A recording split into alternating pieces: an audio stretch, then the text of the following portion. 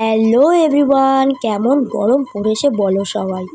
আমি এখানে বরণ করছিলাম, সেই বরণের ভিডিওটা তোমাদের আমি দিতে পারিনি, কারণ সেইটা ফোনটা ধরার মতো কেউই ছিল না। সো তারপরে আমরা সবাই মিলে রেডি হয়ে গেছিলাম, মানে আশেপাশে আমাদের এরিয়াটুকুর মধ্যে 6 থেকে 7টা বাড়ি আছে। সেই বাড়ির সমস্ত বউরা মিলে আমরা ঠিক করেছিলাম যে ভাসানে যাব। আমি কিন্তু 7 বছর বিবাহিত জীবনে ফার্স্ট টাইম এই ভাসানে যাচ্ছি। আমি কোনোবারই যাই, বাকি সবাই গেছে। এই ফার্স্ট টাইম আমার ছেলে আমি দুজনেই।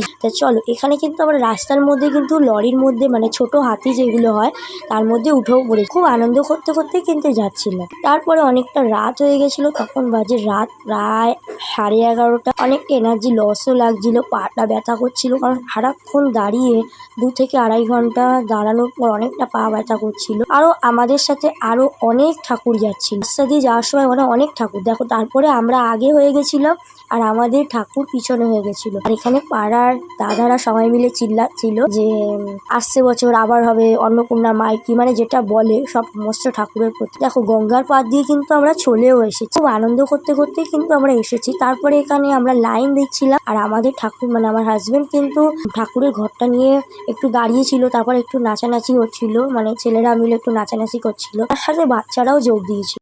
যেহেতু অনেকটাই রাত হয়ে গেছিল, তাই কেউ আর বেশি রাত করলো না, সবাই কিন্তু তাড়াতাড়ি চলে গেছিল ঠাকুরটাকে ভাসান দিতে। এবার আমিও এই ফার্স্ট টাইম কোনো ঠাকুর সামনাসামনি ভাসান দিতে দেখলাম, মানে গঙ্গায় কিভাবে ফেলে। অনেকে ভিডিও করছিল, মানে এই ভাইটাও গেছিল সঙ্গে, তারপর আরো অনেকে ছিল। আর আমার হাজবেন্ড একটু নাচানাচি করছিল, দেখেছো কিরকম ভাবে নাচানাচি করতে। আমার ছেলে, আমার হাজবেন্ড একটু মানে আনন্দ করতে বেশি ভালোবাসে সবকিছুতে। এবারে যাই হোক, তারপরে আমরা এখানে দাঁড়িয়েছিলাম, আমি ছেলেকে এক সাইডে নিয়ে দাঁড়িয়েছিলাম। তারপর ওর বাবা এসে বললো চলো আমরা ঠাকুরটা ভাসান দিতে যাই, একটু এগিয়ে এসে দাঁড়াও ছেলেকে নিয়ে। আমি তার জন্য একটু যাচ্ছিলাম আগিয়ে, কারণ অনেকটাই ভিড় ছিল। আর আমার না খুব ভয় লাগে, মানে আমি নিজেও সাঁতার কাটতে পারি না, এবার তার জন্য আমি জল থেকে যতটা পারি দূরে থাকি। তারপরে দেখো কি সুন্দর ঠাকুরটাকে টেনে নিয়ে গেল, মানে ওরা হিজড়াতে কোনো জিনিস নিয়ে গেলে যেরকম হয়, মানে ওপর থেকে নিচে সেইভাবে নিয়ে গেল। নিয়ে আমার বর ওখানে 7 পাক ঘুরলো গোল গোল করে, মানে একটা জায়গায় দাঁড়িয়েই। তারপরে আস্তে আস্তে সবাই মিলে ওটা মানে ঠাকুরটাকে ধরে, প্রতিমাটাকে ধরে একদম একটু 2-3 পা সিঁড়িতে নিয়ে গিয়ে তারপরে মানে ঠাকুরটাকে শুয়ে দিল। এই জিনিসটা আমার খুব ভালো লাগলো, মানে এত কাছ থেকে দেখবে এটা কোনোদিন ভাবিনি, কোনো প্রতিমা বিসর্জন এত কাছ থেকে দেখতে পাবো। তো তারপর অবশেষে প্রতিমাটাকে পুরোপুরি বিসর্জন দিয়ে দিল।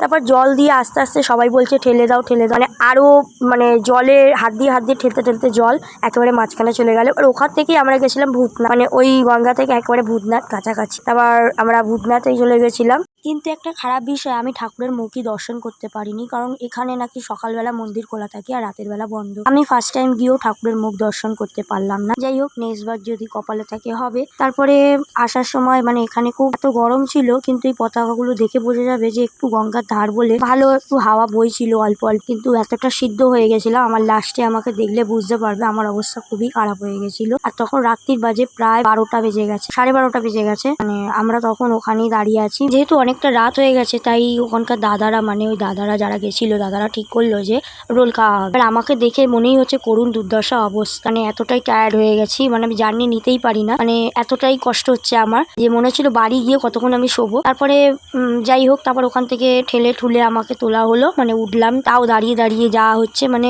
প্রতিমা বিসর্জন পরেও মানে দাঁড়িয়ে যাওয়া হচ্ছে, জায়গা হচ্ছে না, মানে এতটাই গেছে মানুষ আর জায়গা আমার হচ্ছে না। প্রচন্ড পরিমাণে কষ্ট হয়েছে, মানে আমি আর যাবো না মনে ঠিকই করে নিয়েছি আমার অবস্থা দেখে নাও। তারপরে আমাদের বাড়ি ফিরতে অনেকটা লেট করেছিল, ছেলেদের গাড়ি আগে আমাদের গাড়ি, তার জন্য বাড়ি আস্তে আস্তে প্রায় 1টা বেজে গেছিল।